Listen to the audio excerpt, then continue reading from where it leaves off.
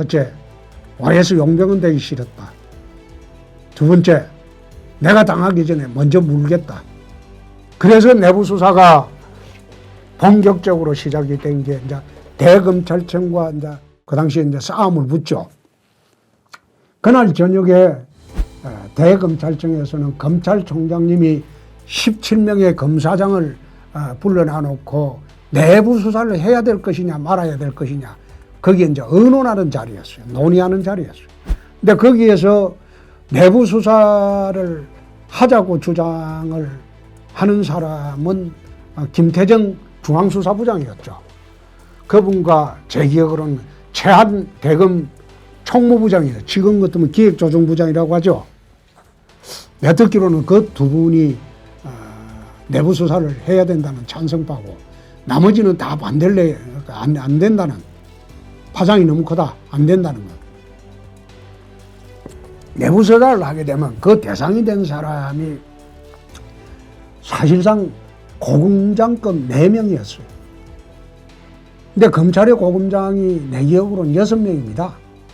대검차장, 서울고검장, 법무연수원장, 그 다음에 대구고검장, 광주고검장, 그 당시에 내가 부산지검장이 없을 때인가 그럴 거예요. 그래서 아마 6명인가 그럴 때 6명 중에 사실 대상자는 4명이었는데 4명 중에 마지막 1명 이분은 소문만 떠돌던 거고 나머지 3분은 일정한 팩트가 있었다.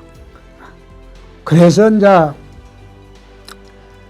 3분에 대한 형사처벌 문제가 걸리기 때문에 이것은 해방 이후로 70년 검찰사에서 검사장이 독직으로 구속되는 예는 없어요. 한 번도 없었어요.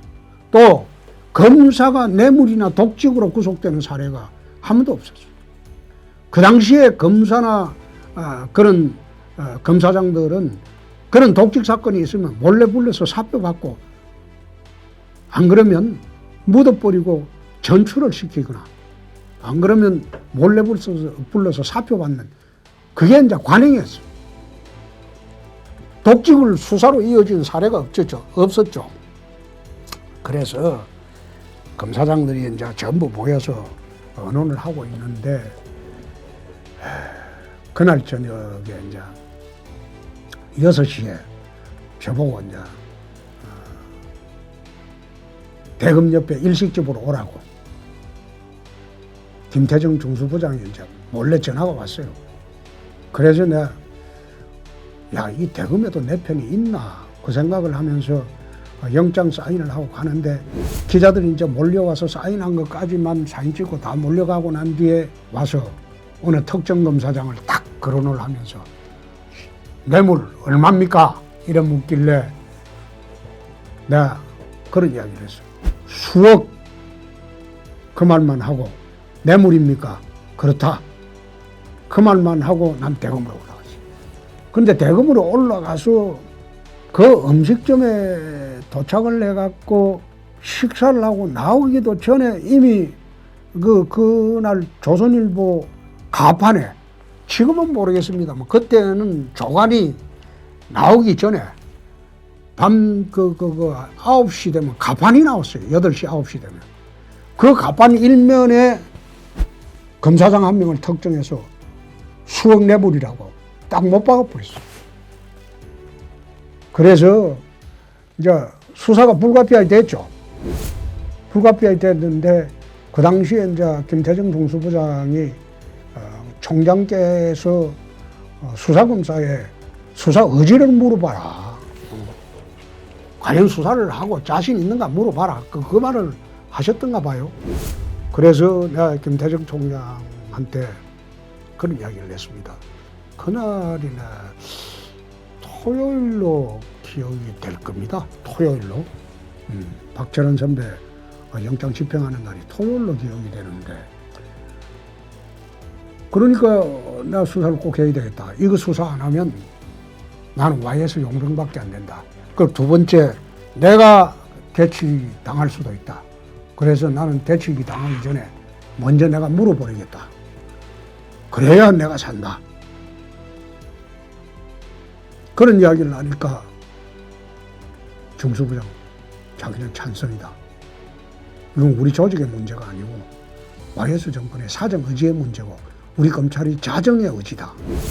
그분은 그 뒤에 내가 정치할 때는 이제 검찰총장 하면서 그분도 뭐 온로비 사건 뭐 구속되고 참 풍파를 많이 겪었지만은 그 당시에 김태정 중수부장은 참 바른 사람이었어.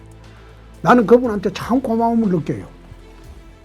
그래서 그분이 이제 가가지고 함성희 선배하고 둘이 이제 와서 식사를 하고 김태정 중수부장이 대검 회의가 끝날 때까지 이는 기자 접촉 금지다.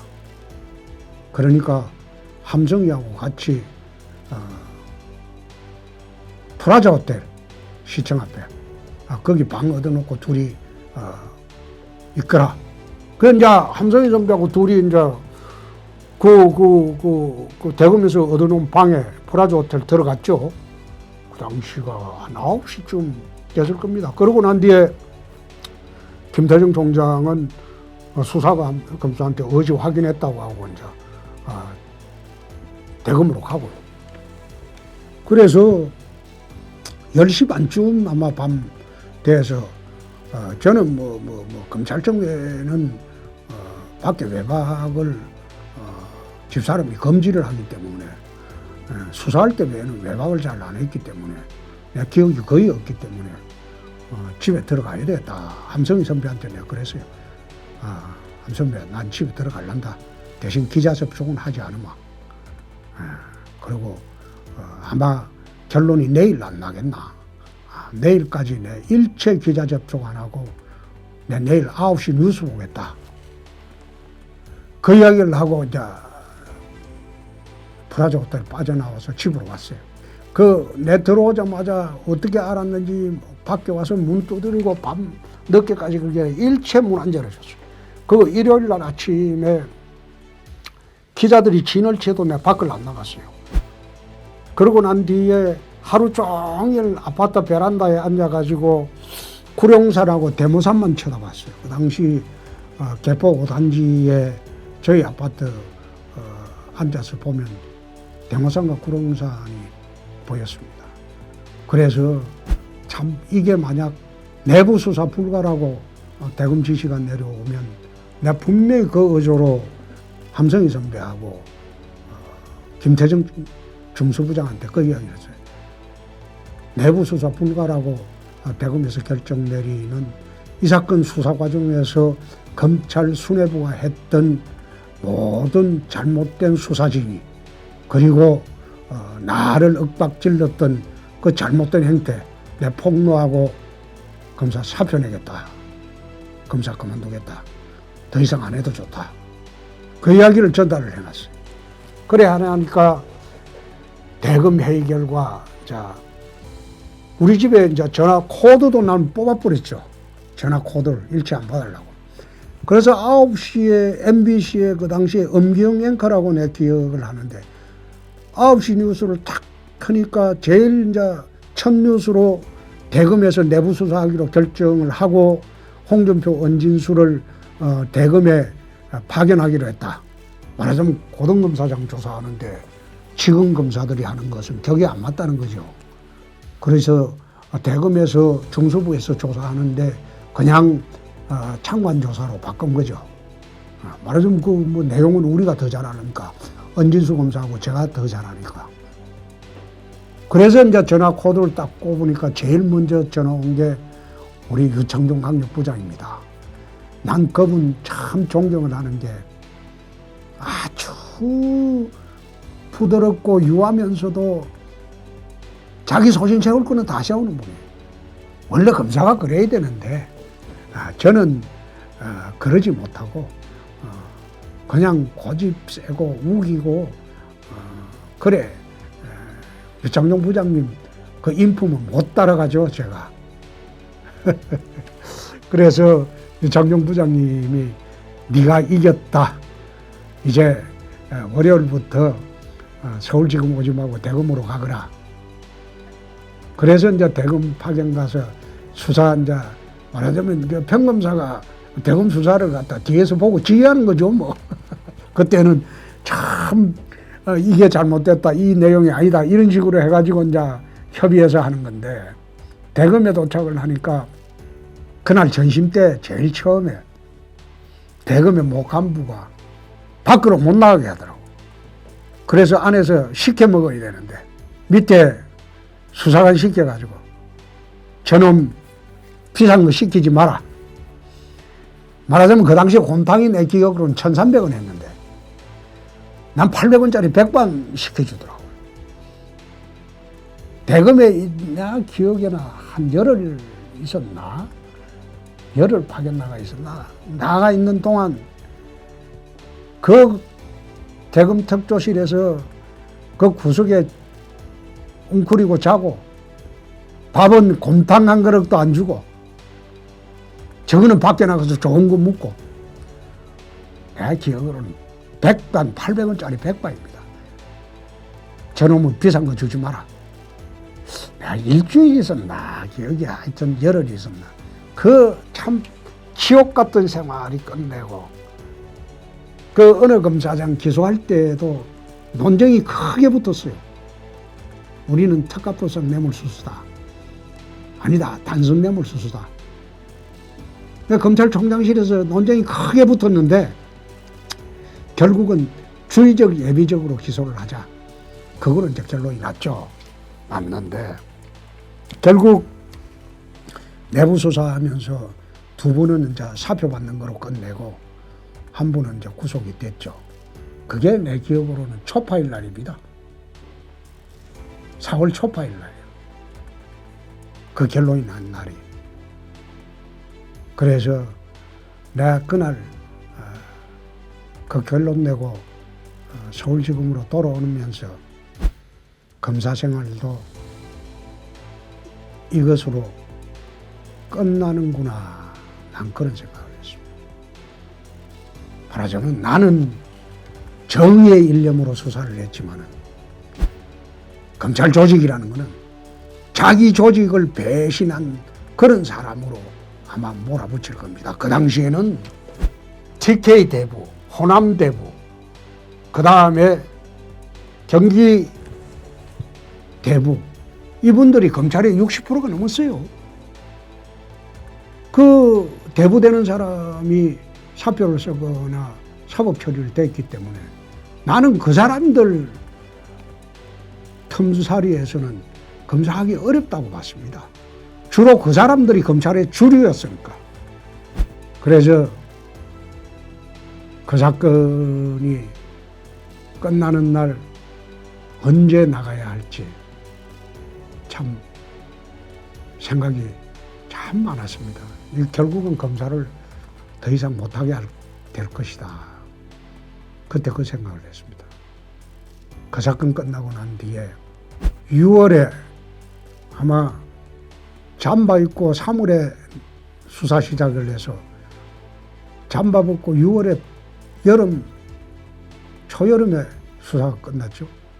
거의 석 달간 그 수사를 하면서 집에 아마 절반은 못 들어갔을 거예요. 내사 과정에서 정덕진 형제가, 특히 정덕진이가 날 칼질하려고 개포동 앞에 2번이나 시도를 했다는 거. 그것도 정덕진 회장 수사하면서 이 사람 태연하게 이야기하더라고. 청부태례 하려고 했는데 마침 2번이나 시도를 했는데 내가 검찰청에서 밤샘 수사하느라고 못 들어오는 바람에 손을 못 봤다. 참 여러 가지 사연이 있었죠. 사연이 있었는데 그 사건 하고 난 뒤에 서울지검에서 우리 강력부 검사 외에는 나하고 밥을 같이 먹자는 사람이 없었습니다. 나하고 어울리면 인사 불이익 받는다는 소문이 팽배하게 돌았기 때문에 정말로 그 사건 이후에 거의 1년 가까이 공소 유지할 때까지 1년 넘었죠. 내가 안기부 파견을 94년 10월에 나갔으니까 1년 한 4개월 동안은 같이 밥 먹자는 검사를 나는 본 일이 없어요. 나하고 어울리면 인사 불이익 받는다는 소문이 워낙 팽배했기 때문에. 그러나 우리 강력부 검사들 6명은 저를 포함해서 그 당시에 정말로 나는 형제 이상으로 고맙게 생각을 했습니다. 이 사람들은 불이익 받아도 같이 받는다. 그렇게 해줬기 때문에 그 뒤에도 이분들은 내가 가끔 만납니다. 서로 애로사항이 있으면 서로 해결도 해주고 만납니다. 그만큼 사건 수사 과정에서는 정말로 힘이 들었던 그런 사건입니다.